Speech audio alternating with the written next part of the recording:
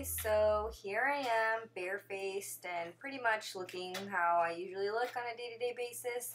We're going to go ahead and start off with the Smashbox Photo Finish Primer.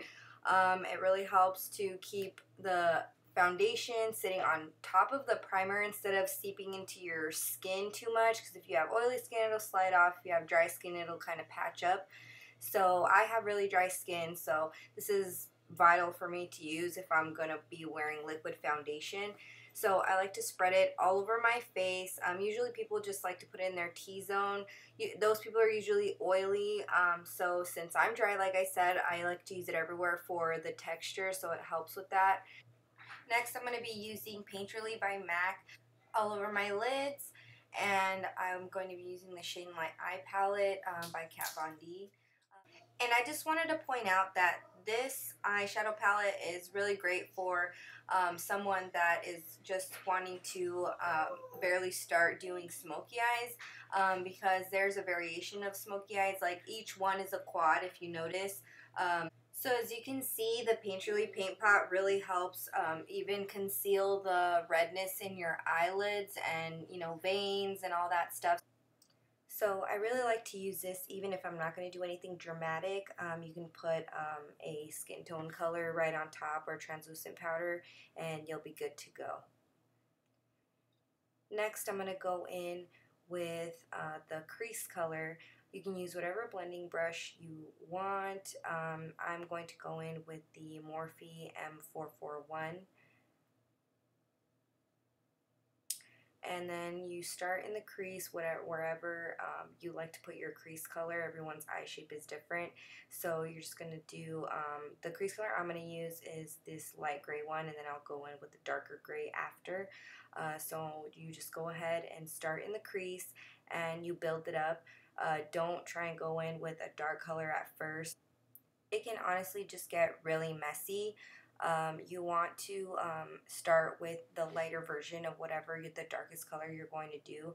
So at first people can take up to 2, 3, 4 colors to build it up, because when you're barely learning. So go ahead and take it at your own pace, and that way you don't get very overwhelmed and want to rub it off. Something else that's very helpful when you're barely starting out is make sure you hold your brush towards the end. If you hold it towards the middle or the top part, it's going, whatever you're putting on your lid, it's going to apply more harsh. So just make sure to hold it towards the end and lightly sweep the color back and forth and back and forth. So you can see the little shadow it created. That's what we want, just a slight shadow to start off with. I'm going to be using the M433 by Morphe. It's also a blending brush, but it's slightly more dome shaped, so it lets that gray color kind of stay where you're trying to place it, and it doesn't go all over the place. So I just kind of pat it to start off with at the end of my eye, and then I also work it right in the crease, but I try to focus under the crease. Like the first time, you try to focus it right in your crease so it goes above and below, but now you want to focus it right underneath the crease so it doesn't go up too high. So the steps are going to be pretty repetitive. All you're going to do is just pick up the product, you kind of just place it where you want, and then you just push it towards the inner part. So that's how you get that really nice blended look, and it's not very harsh. It takes some time, but it'll be worth it, just because you won't look very sloppy or messy. Also, the brush is a big help, so you're just going to keep, like I said, grabbing a little bit of product, placing it where you want, and then just sweeping it towards the inner part of your eye, and then over and over and over.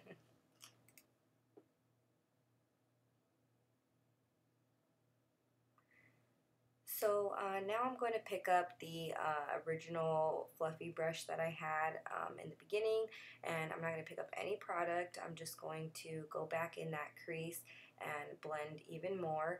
I'm going to hold the brush downward and pushing, like I'm pushing it up into my eyelid. That way I can grab some of that darker shade and blend it upwards. Now I'm going to be using this flat shader brush. It's by Sigma. It's the E65.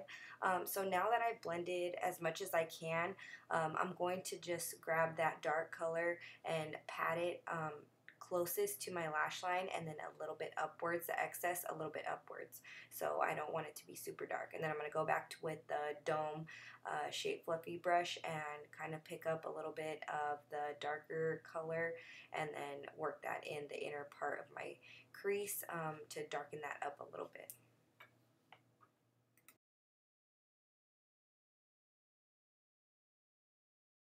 So then I would typically go in with my liner and my eyelashes, but it just ended up being a complete fail on camera.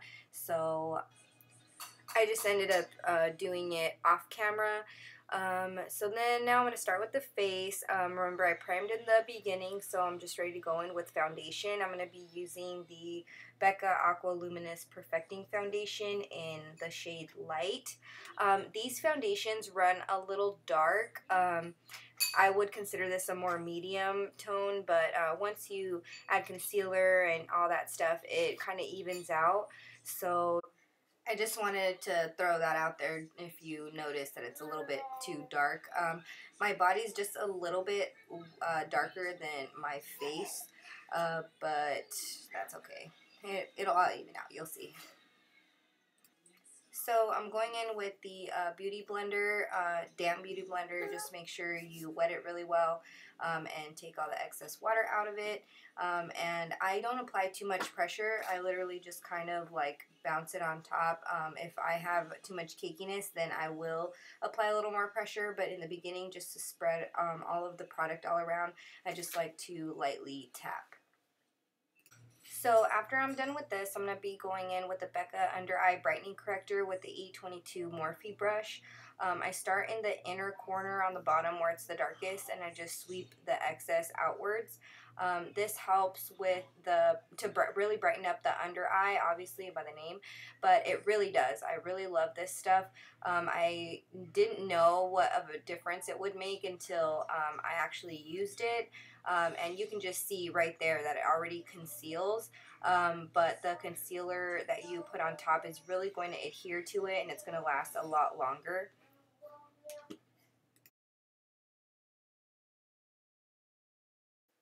And the concealer that I'm going to be using today is the Maybelline Age Rewind in Neutralizer.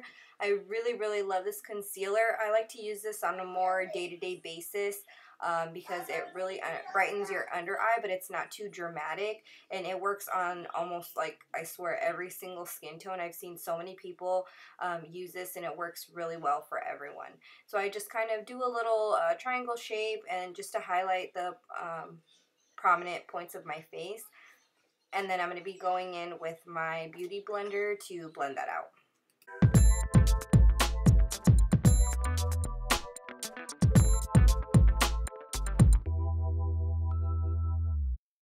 So now I'm going to go in with my favorite translucent powder. It's a Laura Mercier loose setting powder.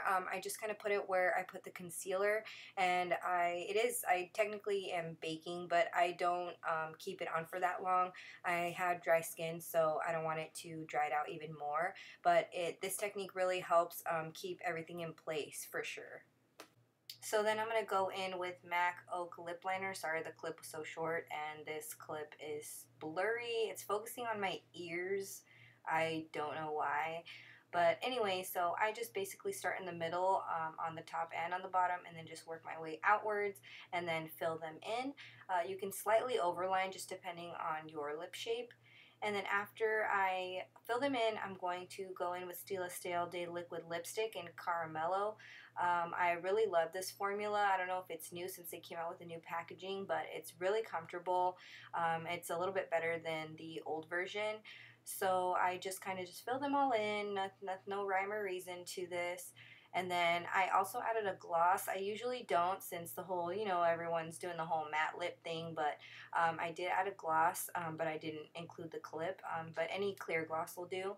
So I'm just showing here that I already contoured and kind of bronzed up my face with the Hoola bronzer. It's my all-time favorite bronzer. I haven't found anything that I like better.